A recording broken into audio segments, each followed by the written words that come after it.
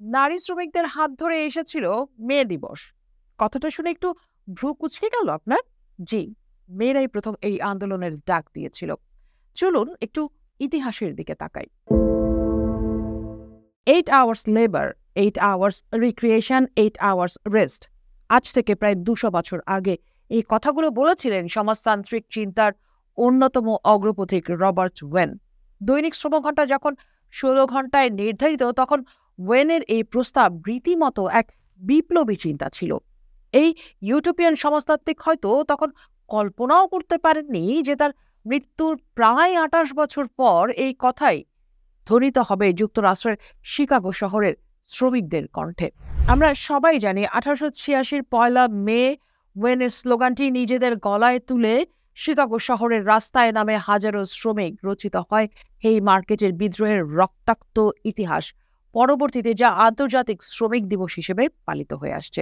মোটা দাগে এটাই ইতিহাস হলেও হেই মার্কেটের বিদ্রোহেরও 29 বছর আগে, অর্থাৎ 1857 সালে নিউ ইয়র্ক শহরের রাস্তায় নেমে এসেছিল সুচ কারখানার একদল নারী শ্রমিক। আওয়াজ তুলেছিল দৈনিক শ্রম 12 ঘণ্টা থেকে কমিয়ে 8 ঘণ্টায় আনা হোক, কাজের অমানবিকতা, ন্যায্য মজুরি এবং কর্মক্ষেত্রের সুস্থ ও স্বাস্থ্যকর পরিবেশ নিশ্চিত করার।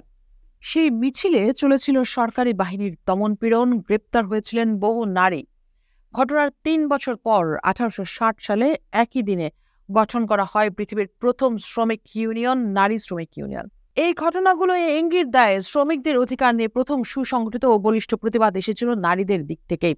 এমনকি তারও প্রায় 1 শতাব্দী আগে 1768 সালে ফ্রান্সের লিক শহরে রেশম শিল্পের নারী শ্রমিকরা কাজের সময় কমানো ও মজুরি বৃদ্ধির দাবিতে ইউরোপের প্রথম সংগঠিত ধর্মঘট করেছিলেন। এসব নজিরই প্রমাণ করে শ্রমিক আন্দোলনের গোড়াপত্তন শুধু পুরুষদের হাত ধরে হয়নি, নারীরাও ছিলেন কেন্দ্রবিন্দুতে, এবং তা পুরুষের বহু আগে। কিন্তু প্রশ্ন হলো, শ্রমিক আন্দোলনের সূচনা যে নারীদের হাত ধরে, তারা কি আজও তাদের প্রাপ্য স্বীকৃতি বা মর্যাদা পেয়েছেন? উত্তর দুঃখজনকভাবে না। বিশ্ব ব্যাংকের তথ্য অনুযায়ী বিশ্বব্যাপী পুরুষের প্রতি $1 আয়ের বিপরীতে নারীরা আয় করেন মাত্র 77 সেন্ট। এমনকি স্ক্যান্ডিনেভিয়ান দেশগুলো যেমন নরওয়ে, সুইডেন, ফিনল্যান্ড, আইসল্যান্ড, যেগুলোকে লিঙ্গ সমতার রোল মডেল বলা হয়, সেখানেও নারীরা পুরুষের তুলনায় প্রায় 13% কম আয় করেন।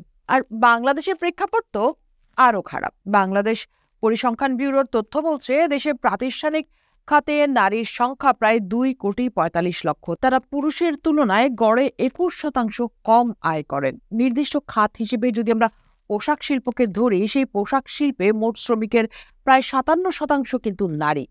আর এখানেও একই ধরনের কাজের জন্য তারা পুরুষের তুলনায় 22 থেকে 30% কম মজুরি পান।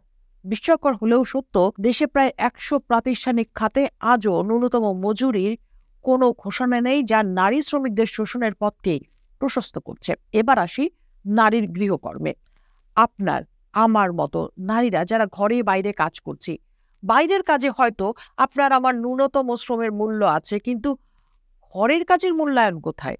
এই যে রান্না, ঘর পরিষ্কার করা, শিশু কিংবা ঘরে যারা বয়স্ক লোকজন আছেন তাদের দেখভাল, পরিবারের সার্বিক ব্যবস্থাপনার যে শ্রম, তা অর্থনীতিতে কাজ হিসেবে গণ্যই করা হয় না। এই গৃহস্থালী শ্রমের কোনো পারিশ্রমিক নেই, নেই কোনো সামাজিক স্বীকৃতিও। ফলে এটি থেকে যায় অদৃশ্য শ্রম হিসেবে, যা জাতীয় আয় বা জিডিপিতে যুক্তও হয় না। কিন্তু মজার ব্যাপার হলো, জাতিসংঘের একাধিক গবেষণা বলছে ঘরের কাজকে অর্থমূল্য হিসেবে যদি গণ্য করা হতো, তা একটি দেশের মোট জাতীয় আয়ের 20 থেকে 25% পর্যন্ত হতে পারত। বুঝুন কত বড় সংখ্যা, এবং আমরা প্রতিদিন প্রতি মুহূর্তে সেই পাওনা থেকে বঞ্চিত হচ্ছি।